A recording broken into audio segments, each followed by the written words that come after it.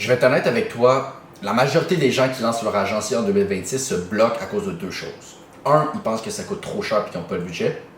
Deux, ils pensent qu'ils n'ont pas le temps pour le faire parce qu'ils sont aux études, ils ont un 9 à 5, peu importe, puis ils se disent qu'ils ne peuvent pas bâtir une agence puis une business on the side. Puis je vais être honnête, honnêtement, je pensais la même chose au début. Jusqu'à temps que je commence à me lancer, que je travaille avec différents clients, puis que j'avance dans le domaine, puis je commence à mieux comprendre comment ça fonctionne, j'ai réalisé que ça n'avait pas tout rapport avec l'argent ou le temps. Puis c'est exactement ce que je veux qu'on voit dans cette vidéo-là ensemble. Je veux qu'on regarde c'est quoi le coût concret en termes d'argent et de temps pour se lancer une business, lancer son agence IA, qu'est-ce que ça va te coûter au bout de la ligne. Puis je veux qu'on regarde aussi c'est quoi la chose que personne ne parle sur le marché, qui est actually la vraie difficulté de lancer son agence. Puis c'est exactement ce que je veux te montrer à mon écran à l'instant. Donc, c'est quoi le vrai coût nécessaire pour lancer une agence IA? Premièrement, on va aller voir les croyances limitantes que les gens ont par rapport à l'argent. Okay? Comme j'ai dit, il y en a beaucoup qui pensent que ça prend un minimum de 2 000, 5 000, 10 000 pour commencer puis débuter leur agence, ce qui est totalement faux. Okay? Il y en a qui pensent qu'il faut investir en publicité dès le début pour pouvoir réussir. Il y en a qui pensent qu'il faut acheter plein d'outils, plein de logiciels différents. Puis il y en a qui pensent juste que s'ils n'ont pas de budget, bien, ils ne peuvent pas se lancer puis qu'il faut déjà qu'ils fassent un paquet d'argent pour pouvoir débuter ce type de business-là.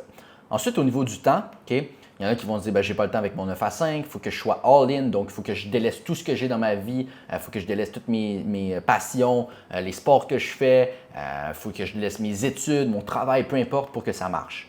Il y en a qui vont me dire que ça va prendre des mois et des mois et des mois avant d'aller chercher des résultats. Il y en a qui pensent qu'ils doivent travailler du 8 heures et plus par jour puis qui cherchent un modèle qui prend moins de temps pour avoir une certaine liberté de temps, en fait.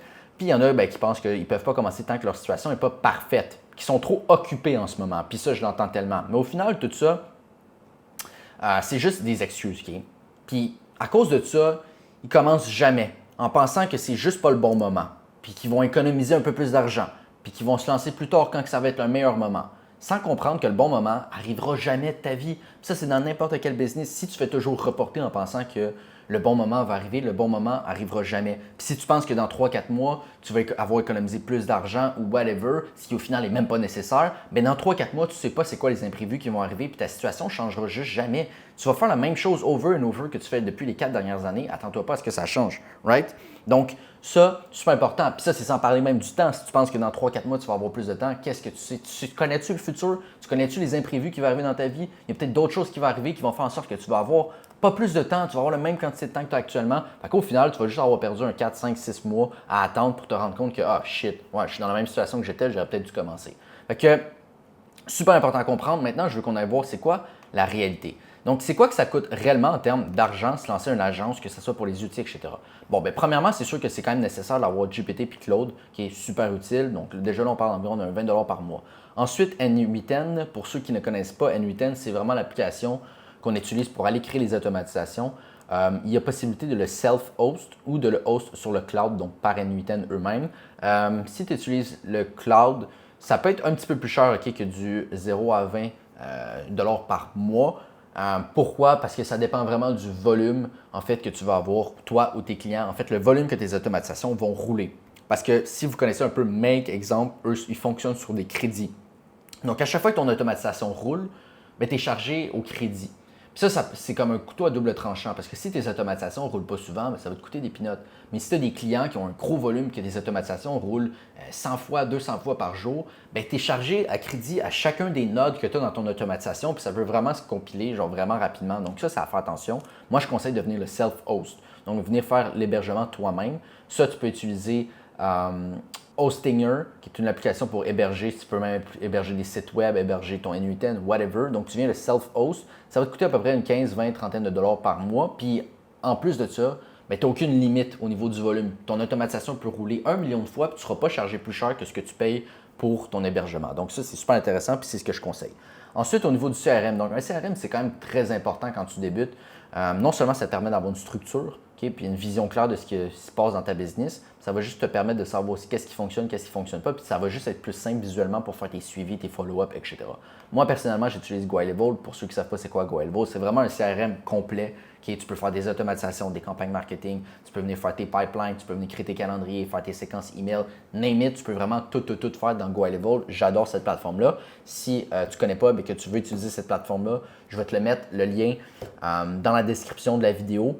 Puis si tu utilises mon lien, tu as un 30 jours gratuit Donc, c'est intéressant. Tu peux commencer un 30 jours à l'essayer, à faire tes automatisations sans même payer. Ensuite, c'est sûr que c'est 97 par mois pour GoHighLevel, qui est un CRM quand même très complexe puis un peu plus dispendieux par rapport à d'autres. Il y en a d'autres sur le marché. À toi de voir ce que tu préfères. Comme j'ai dit ici, c'est un peu optionnel, dépendamment au début. Tu peux utiliser d'autres choses. Tu peux même faire tes tracking, tes affaires dans des Google Sheets, mais c'est pas autant genre user-friendly. Il faut que tu les construises toi-même puis tu n'as pas autant d'options. Sinon, même si tu veux faire des campagnes, si tu veux juste faire, exemple au début, tes campagnes, tes séquences, excuse-moi, de follow-up ou tes séquences email pour quand tu bookes des rendez-vous, ben, tu peux utiliser, exemple, des alternatives comme Calendly. Calendly, ça va te coûter, je pense, c'est 7 par mois, puis tu peux faire tes calendriers, envoyer tes liens de calendrier, puis tu as tes séquences email. Fait que ça peut être chill aussi au début, dépendamment de ce que tu recherches puis ton budget. Puis ensuite, ben, il y a des petits extras, exemple, soit du nom de domaine si tu veux utiliser un nom de domaine, soit des petits outils de base, whatever, tu peux te rajouter un autre 10, 15, 20 par mois. Bref, tout ça, au total, compilé ensemble, on tourne à l'entour du 100 à 200 par mois, dépendamment de ce que tu prends et tu sélectionnes. Ce qui est beaucoup plus accessible puisque certaines personnes pensent que c'est du 4-5 000. Right? On est loin de ça. Ensuite, au niveau du temps, il y a beaucoup de gens, comme j'ai dit, qui pensent que ça prend du 8 heures par jour pour se lancer une agence ou qu'il faut qu'ils délaissent tout ce qu'il y a alentour d'eux. Alors que, normalement, là, si tu prends un 30 à 60 minutes par jour pour apprendre des nouveaux outils ou mettre en place certaines choses, puis tu viens passer 1 à 2 heures au niveau de l'acquisition, donc ta prospection, venir générer des leads pour ta business, ben, on tourne alentour de 1 à 3 heures par jour que tu as à mettre dans ta business, dans ton agence. Puis en mettant ce range de temps-là, tu es facilement capable d'atteindre le 5, 10 000 et plus par mois. C'est sûr qu'au niveau du delivery, ben, ça, comme j'ai mentionné, c'est variable. Puis anyway, ça va dépendre de quand tu vas avoir des clients. Fait que tant que tu n'as pas de clients, ben, who cares? Okay? Ensuite, c'est sûr que là, il y a des gens, même après ça, qui vont me dire « Ouais, mais là, si moi j'ai une job, mais j'ai pas le temps. » Donc, il y a encore des excuses, même après ça. OK, on va aller faire le tour des excuses. Tu as une job, mais tu n'as pas le temps. Bon, tu fais quoi le soir quand tu reviens de ta job? Tu scrolles sur TikTok, IG, YouTube, puis mens-moi pas, dites-moi pas que vous n'utilisez pas les réseaux sociaux, TikTok, IG, whatever. Même moi, j'utilise, même moi, je scroll, même moi, je perds du temps. On est tous de même, notre génération, on ne se mentira pas à nous-mêmes. Déjà là, c'est sûr que je suis sûr que tu passes un minimum 1 heure par jour sur ton téléphone à scroller, à niaiser. Même pire, si tu utilises du Netflix, tu écoutes des séries, tu écoutes whatever, tu perds un autre 1 heure, 2 heures par jour. Bref, tu perds du temps le soir après ta job, tes études, name it, c'est sûr et certain. On se mentira pas. Puis ça, c'est sans parler des fins de semaine. Okay? Même si c'est un job, les fins de semaine, tu es libre, tu fais quoi? Tu sors au bar, tu vas voir tes chummies, whatever. C'est du temps que tu perds que tu pourrais consacrer sur ta business. Fait que déjà là, on a comme un minimum là, de 1 heure par jour que tu pourrais mettre, plus un 8 heures la fin de semaine que tu pourrais mettre sur ta business. Déjà là, on est loin du 8 heures par jour à mettre, puis tu es loin de ne pas avoir du temps à mettre dans ta business. Là. Ça, c'est certain. Ensuite, il y en a d'autres qui vont me dire ben, j'ai une job, mais j'ai pas d'argent. Bon, ça, c'est un problème parce que c'est clair que tu as des dépenses inutiles. Soit tu sors au bar, tu payes trop cher pour un lifestyle, au final que tu ne devrais même pas te permettre dans ta situation actuelle.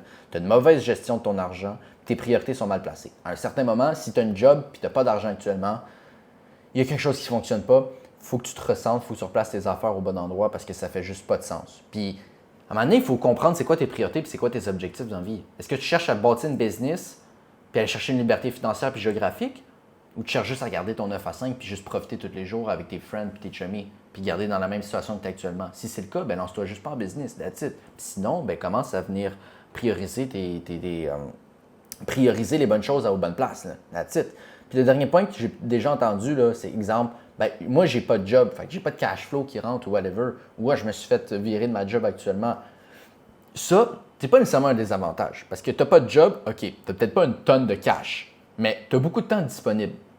Tu as la possibilité de travailler beaucoup plus que les autres qui ont un 9 à 5, peu importe. Tu as l'opportunité d'aller plus vite, la capacité de créer du cash rapidement. Puis c'est sûr et certain que tu as un 100 ou un 200 que tu peux investir pour un mois. Puis ça te permet d'investir, exemple, un 100 le premier mois, un 100 le deuxième mois. En 2 mois de focus, 24 heures sur 24, tu work, plus que n'importe qui, ben, d'où tu peux clairement aller signer ton premier client en moins de 2 mois, puis après ça, avoir du cash flow, puis réinvestir dans ta business, puis juste grow plus rapidement. Fait que toutes ces raisons-là, au final, c'est juste des excuses. Parce qu'en réalité, ce que tu veux vraiment, tu es capable de trouver le temps pour le faire, puis tu es capable de trouver l'argent pour le faire. Fait que tu peux t'inventer des excuses autant que tu veux, essayer de reporter les choses autant que tu veux. Au final, tu n'obtiendras juste jamais tes résultats que tu veux, puis tes objectifs, puis la vie que tu rêves. Mais il faut que tu comprennes que le vrai coût, c'est rien de tout ça. C'est pas le temps, c'est pas l'argent. Puis ça, je te l'ai mentionné que j'ai réalisé ça au courant de la dernière année. Puis il n'y a personne qui en parle. Le vrai coût de se lancer une business, c'est ces 3 points-là. C'est le rejet, l'inconfort puis la constance. Est-ce que tu es prêt à accepter des messages ignorés, de ne pas te faire répondre, de te faire refuser en plein appel, de te faire envoyer chier, de te faire ghoster après un intérêt? Es-tu prêt à parler à des inconnus, essayer de te vendre, passer des appels, sortir de ta zone de confort, faire des choses que tu n'es pas habitué? Parce que veux pas, si tu veux atteindre des résultats que tu n'as jamais eu dans ta vie, c'est pas en faisant les mêmes choses over and over que ça va fonctionner. Il faut que tu sortes de ta zone de confort. Au niveau de la constance, c'est pareil. Est-ce que tu es prêt à continuer sans résultat, même si tu n'as pas de résultats pendant 1 mois, 2 mois, 3 mois, es-tu prêt à continuer? Es-tu prêt à répéter les mêmes actions? Es-tu prêt à avoir une discipline quotidienne puis de juste pas abandonner? Puis ça, j'en ai parlé dans mes vidéos puis je vais même vous le remontrer visuellement. C'est exactement ça que ça représente toute la courbe de l'optimisation. Okay? L'optimisme mal informé, c'est exactement là que tu es au début. Tu veux te lancer dans une business, tu penses que tu as trouvé un bon modèle d'affaires, tu es hype as fuck, tu es là, let's go, je vais make it cette fois-ci. Mais tu es mal informé. Tu es super optimiste, mais mal informé. Puis plus tu avances, 1 semaine, 2 semaines, 3 semaines, 1 mois, tu deviens pessimiste informé parce que là, tu commences à réaliser que finalement, ouais, la business, c'est pas facile. Il y a des choses que tu n'avais pas pris en compte, il y a des erreurs que tu fais, tu vois pas de résultats encore peut-être au nombre de temps que tu t'étais attendu d'avoir ces résultats-là. Puis tu fais juste entrer dans la vallée du désespoir. Puis c'est exactement à ce moment-là que 90% des gens quittent. Okay? Ils quittent, ils se disent bon, ben ça marche pas ce modèle-là, ou bon, la business en ligne, c'est de la bullshit, ça fonctionne pas. Puis ce qui se passe souvent, c'est qu'un mois après, ou quelques semaines après, 2 mois après, peu importe, ils entendent parler d'un nouveau modèle d'affaires qu'ils n'avaient jamais entendu. Puis là, poup, ils recommencent à coup à la case départ de l'optimisme mal informé. Puis c'est une roue qui finit jamais, puis ils sont jamais capables d'aller plus loin que la vallée du désespoir parce que ils ne sont pas capables de toffer ces points-là, le rejet, l'inconfort, la constance. C'est ça, en fait, qui fait la différence entre quelqu'un qui est successful et quelqu'un qui n'est pas successful. Parce que quand tu es dans la vallée du désespoir, si tu continues à pousser un peu plus, tu vas aller chercher des petits résultats, tu vas aller chercher une preuve de concept. Puis là, tu vas devenir optimiste parce que tu sais que tu peux y arriver. Puis tu vas être informé en plus de la business puis de la réalité, à quel point c'est pas facile. Donc, tu es juste sur la route du succès. Puis là, tu es à ton prime, si on veut, puis c'est là que tu vas commencer à juste tout découler. Mais c'est pas tout le monde qui est capable de passer au travers de ça, mais c'est ce qui fait la différence entre un loser qui ne réussit pas à lancer son agencia puis un winner. Donc, au final, la réalité est simple. Peu importe ta situation, n'importe qui a 1 à 2 heures par jour à investir dans sa business, en soi-même, pour aller atteindre ses objectifs puis aller chercher sa liberté financière puis géographique. N'importe qui peut commencer puis trouver un 100 ou 200 par mois à investir en soi-même dans sa business. Mais ce n'est pas tout le monde qui va être capable d'accepter de se faire refuser. Ce n'est pas tout le monde qui va être capable de rester constant puis de continuer même quand ça ne marche pas puis qu'il n'y a pas encore de résultats. Puis c'est exactement là que la majorité des gens échouent puis c'est ce qui fait la différence entre quelqu'un qui ne réussit pas et quelqu'un qui réussit avec son agencia. Fait que si toi, tu es prête à payer ce prix-là d'inconfort puis d'insécurité, ben tu as déjà tout ce qu'il te faut pour te lancer puis aller signer tes premiers clients. Puis si tu veux quand même mon aide pour aller structurer ton agence parce que tu veux aller plus vite, tu vas avoir accès à moi, mes automatisations, mes systèmes puis ma structure, puis qu'on aille signer tes premiers clients ensemble puis qu'on t'amène à 10 000 et plus par mois, bien, ça va me faire plaisir. Tu peux prendre un appel dans le lien de la description avec moi. On va s'asseoir ensemble, regarder un peu ta situation puis juste voir si on peut être un bon fit pour travailler ensemble, oui ou non. Donc voilà guys, ça fait le tour. J'espère que cette vidéo-là vous a un peu plus éclairci sur qu'est-ce qui est important de mettre en place, c'est quoi le coût réel pour lancer une agence au niveau des logiciels, des outils, etc. Puis c'est quoi le mindset qu'il faut avoir pour être un winner. That's it guys, on se voit dans une prochaine vidéo. Ciao, bye.